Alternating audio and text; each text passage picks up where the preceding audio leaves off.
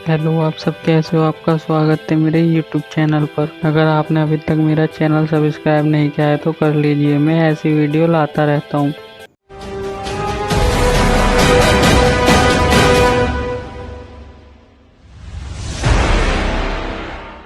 पिछले पार्ट में हमने देखा था रिन पास्ट में चली जाती है उस समय में जिस समय में मित्सुओ वर्ल्ड प्लेनेट पर होता है। अब आगे मार्कस बोलता मुझे वो बॉक्स ढूंढना होगा, उसमें जरूर कुछ ना कुछ राज होगा। तभी मार्कस उस बॉक्स को ढूंढने लगता है, वो बॉक्स मिल जाता है। फिर वो उस बॉक्स को खोलता है, उसमें देखता है परमेंट सेट है मित्सुओ का। तभी बोलता है मार्कस मेरे डैड सभी में परमेंट थे, पर दूसरा सूट कहाँ है, मॉम का सूट कहाँ है? वो इसमें नहीं है। फिर वो उस सूट को पहन लेता है क्योंकि अब उस मशीन से वो 18 साल का हो गया है तो उसके सूट अच्छे से आ जाता है। फिर वो बाहर निकलता है, इधर उधर घूमता है। तभी बोलता है इस सूट में अभी भी कोई ना कोई कमी है, मुझे इसे ठीक करना होगा।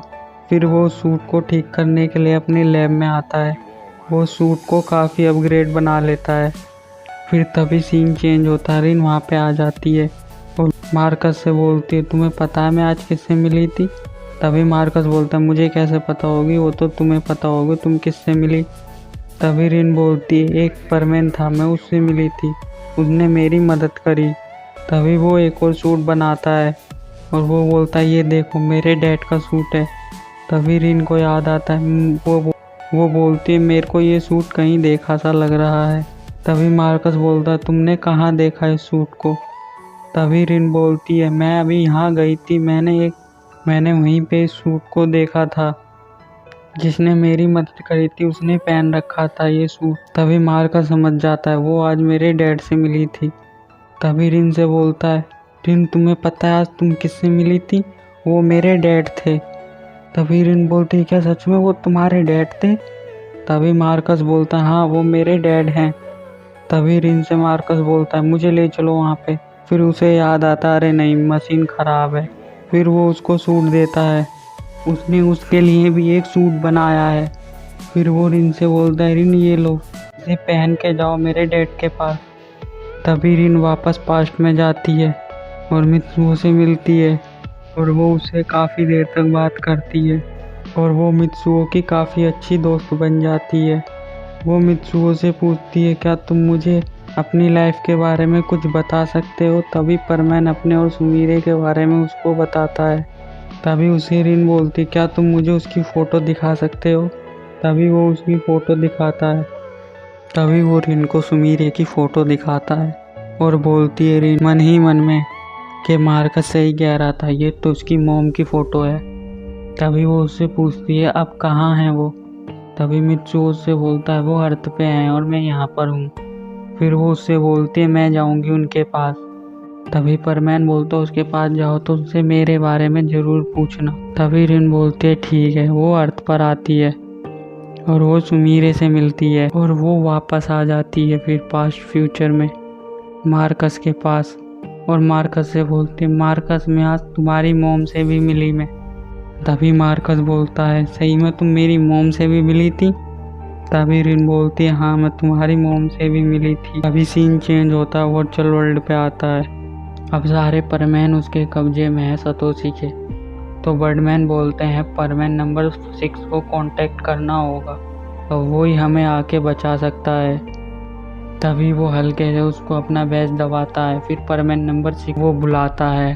तभी सतोशी देख लेता है, बोलता है तुम ये क्या कर रहे हो, और उसका बैज छीन लेता है। उन सबसे उनके बैज छीन लेता है। फिर वो अर्थ पर हमला करने जाता है। फिर तभी बोलता है अब मैं राज करूँगा अर्थ पे। तभी वो अर्थ पर हमला कर देता है। वो बहुत खुश होता है, वो बोलता है अब तो कोई परमैन भी नहीं है मुझे मारने, अब कौन आएगा, सब तो मेरे कब्जे में है। तभी सीन चेंज होता है, उसके सामने अचानक मार्कस और रिन आ जाती हैं। अब उसके सामने भविष्य के 2 परमैन हैं, रिन और मार्कस। फिर वो बोलता है मैंने तो इनको पकड़ रखा था, अब ये 2 नए परमैन कहाँ से आ गए? तभी मार्कस बोलता है तुम यहाँ क्या कर रहे हो? तभी सतोशी बोलता है मैं अर्थ पर हमला करने वाला हूँ। तभी मार्कस बोलता है मैं तुम्हें ऐसा नहीं करने दूंगा। फिर मार्कस और उसके बीच लड़ाई होती है।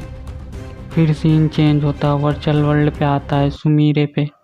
वहाँ पे पाको खूब रो रही होती है और उस लड़की से बोलती है मुझे एक रास्ता बताओ, मैं इसकी याददाश्त कैसे वापस ला सकती हूँ। तभी वो बोलती है मैं कुछ नहीं बता सकती, सिर्फ मेरे डैड को पता है इनकी याददाश्त कैसे वापस आएगी। तभी पाको बोलती है मुझे ले चलो अपने डैड के पास। वो बोलती है मैं नहीं जानती, मैं कैद खाने में रखा हुआ है। तभी पाको बोलती है हमें ढूंढना होगा। तभी उस लड़की के साथ वो ढूंढने लगती है। फिर सीन चेंज होता है, बर्डमैन और बाकी परमैनों पर आता है। तभी बर्डमैन बोलते हैं परमैन नंबर 6 तुम जल्दी आओ। बर्डमैन के पास एक्स्ट्रा पैज होता है। तभी परमैन 6 उनके पास आता है, उन्हें छुड़ा लेता है। तभी बर्डमैन बोलते हैं हमें उसे रोकना होगा, अब तक उसने काफ़ी हमला कर दिया होगा। तभी वो बाहर आते हैं और वो देखते हैं उसके सामने तो 2 परमैन और हैं जो उससे लड़ रहे हैं। तभी बर्डमैन चौंक जाते हैं और बोलते हैं मैंने तो इन्हें परमैन नहीं बनाया, तो फिर ये कौन है। फिर वो बर्डमैन बोलता है मुझे पता लगाना होगा आखिर ये कौन है। तभी बर्डमैन पता लगाने जाते हैं और उसे पता लगता है ये तो मित्सुओ का बेटा है।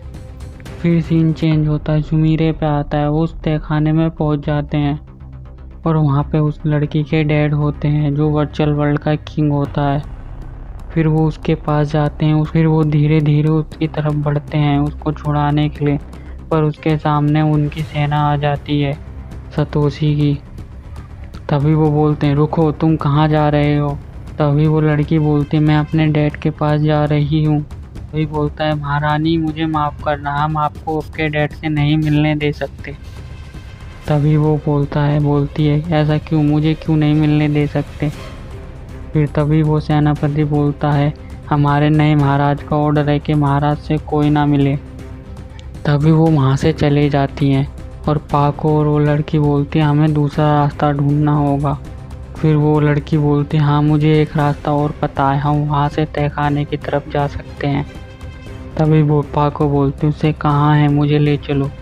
तभी वो उस रास्ते की तरफ उसे ले जाती है और वो किंग के पास पहुंच जाते हैं और पाको उससे बोलते तुम्हें क्यों पकड़ रखा है। तभी वो किंग बताता है कि मेरे भाई ने मुझे धोखा दिया, वो चाहता था अर्थ पर हमला करना पर मैंने हमला नहीं करने दिया और उसने मेरा ताज छीन लिया और मुझसे बोला अब इस राज्य का कोई और नया राजा, तुम ऐसा नहीं कर सकते तो मुझे ही राजा बनना होगा। तभी वो बोलता है नहीं मैं तुम्हें राजा नहीं बनने दूंगा। फिर वो उसको पीछे से हमला कर देता है, वो अपने सेनाओं को बुलाता है और उसको पकड़ लेता है। उसके 3 खास आदमी होते हैं, फोर्टरमैन, सैंडमैन, ईगलमैन, 3 उसके खास आदमी होते हैं। तभी वो उनसे बोलता है इसको पकड़ लो, अब इस राज्य का नया महाराज है और वो मैं हूँ। और भी सेनापति होते हैं जो उस राजा के साथ होते हैं, वो उन सबको बंदी बना लेता है। फिर वो राजा उससे बोलता है फिर उसने मुझे यहाँ पे बंद कर दिया। तभी पाको उससे बोलती है क्या तुम मेरी मदद कर सकते हो। तभी वो किंग बोलता है बताओ मैं आपकी क्या मदद कर सकता हूँ। तभी वो लड़की बोलती है डैड मुझे इन्हें तुम्हारी हेल्प चाहिए, इनके हस्बैंड हैं जो जिसने मुझे बचाया था वो इनके हस्बैंड थे और आपने उनकी ये मेमोरी मिटा दी थी, अब मुझे बता ये चाहती हैं उनकी मेमोरी वापस लाना। तभी वो बोलता है ये तो मुश्किल है, हाँ पर मैं तुम्हें एक रास्ता ज़रूर दिखा सकता हूँ, तुम अगर वहाँ तक पहुँच सकती हो तो जाओ। तुम्हें अर्थ पे जाना होगा, वहाँ पे एक याददाश्त का फूल है, तुम्हें वो लेके आना होगा पर उसको लाना बहुत मुश्किल है, वहाँ पे तुम्हें बहुत से अजीब से एलियन दिखेंगे।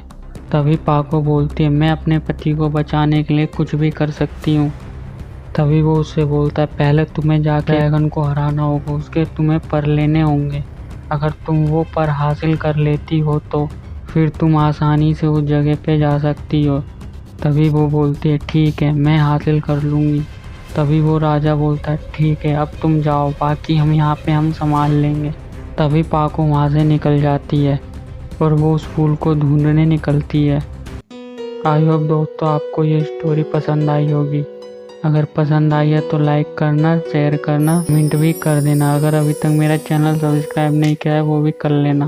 उस वीडियो का लाइक है मैं 110 लाइक मुझे उम्मीद है आप सब पूरा कर दोगे। तब तक के लिए गुड बाय, सायोनारा।